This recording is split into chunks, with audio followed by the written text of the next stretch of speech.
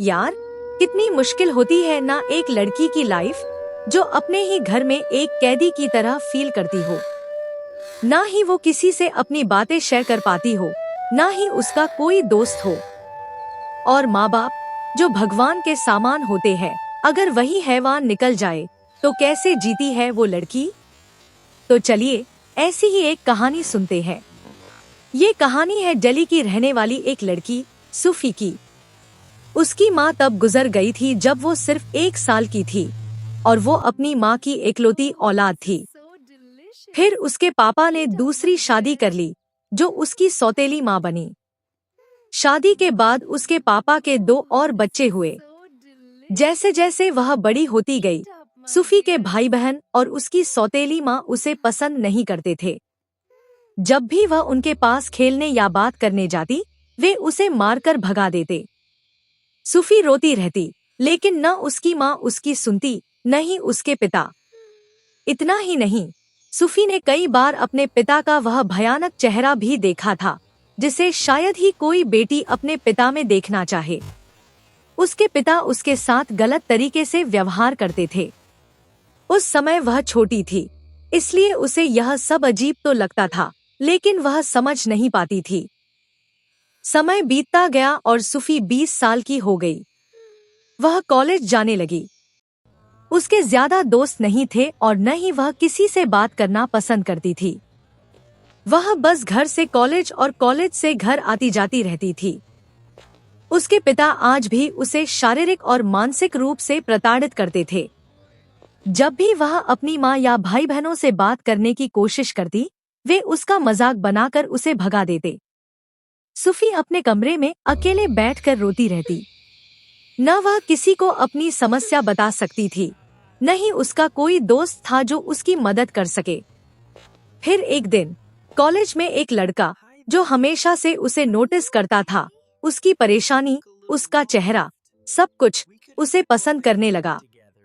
वह देखता था कि सूफी किसी से बात नहीं करती, बस एक दोस्त के साथ आती जाती है। वह पढ़ाई में भी होशियार थी और दिखने में भी सुंदर थी।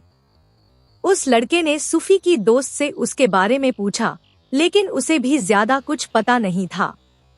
अगले दिन उस लड़के ने हिम्मत करके सूफी से दोस्ती करने की कोशिश की। पहले तो सूफी डर गई और दूर हट गई, लेकिन कहीं न कहीं उसे भी वह लड़का पसंद था। बस एक डर था जो उसे आगे बढ़ने नहीं दे रहा था।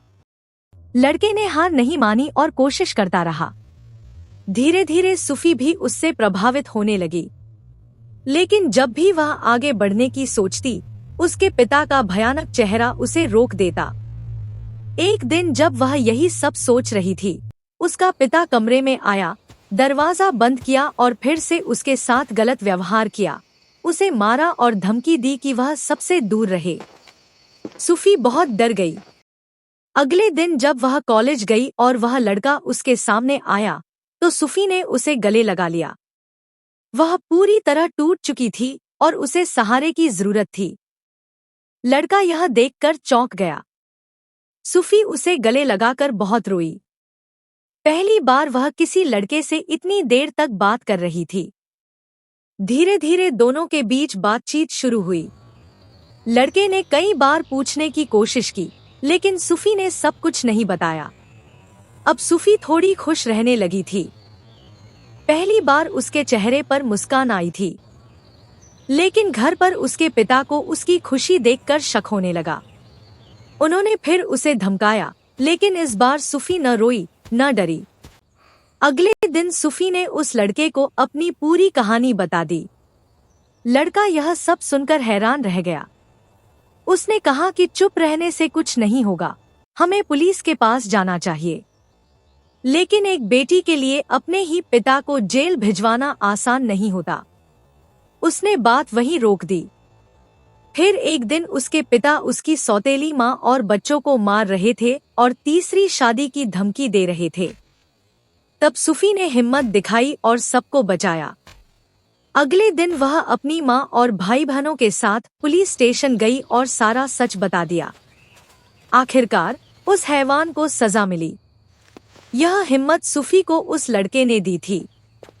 इसलिए दोस्तों, चुप रहने से कभी इंसाफ नहीं मिलता।